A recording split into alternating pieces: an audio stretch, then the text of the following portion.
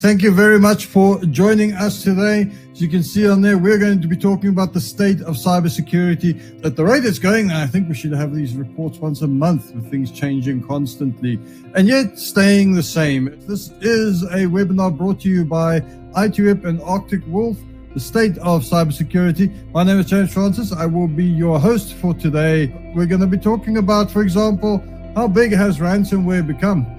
Maybe something you don't know is, what is the big security threat that goes unacknowledged often? And it's one that will both surprise you and not surprise you because it's been around. We just don't pay attention to it.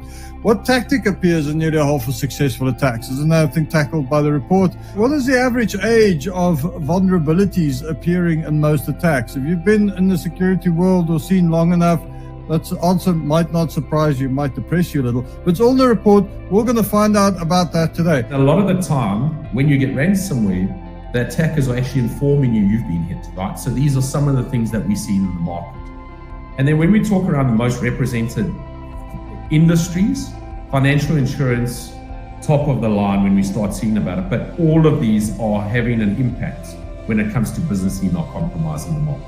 An RCE vulnerability essentially allows a remote threat actor to run arbitrary code or code of their choice on a target system.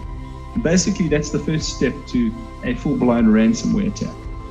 All right, so looking at the top vulnerabilities now, over half of the incidents that our incident response organization responded to last year. So 53% of the incidents related to vulnerability exploitation involved at least one of 10 specific vulnerabilities. Another interesting statistic here, 3 of those 10 vulnerabilities were used in 25% of these intrusions. 60% of these incidents leveraged a vulnerability that was assigned a CVE, a common vulnerability and exposure identification number, prior to 2023. The webinar around the predictions basically just tries to give you an idea around those vulnerabilities, what we've seen, but also where we've seen things potentially trend. So there's huge amounts of increased cyber activity around elections, right, globally.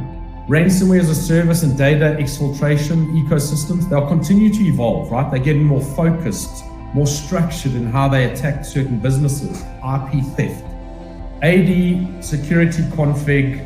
You're going to see a massive growth curve when it comes to artificial intelligence and the development process around the attack profile. So that's it from me. I mean, I'll leave you with one sort of quote.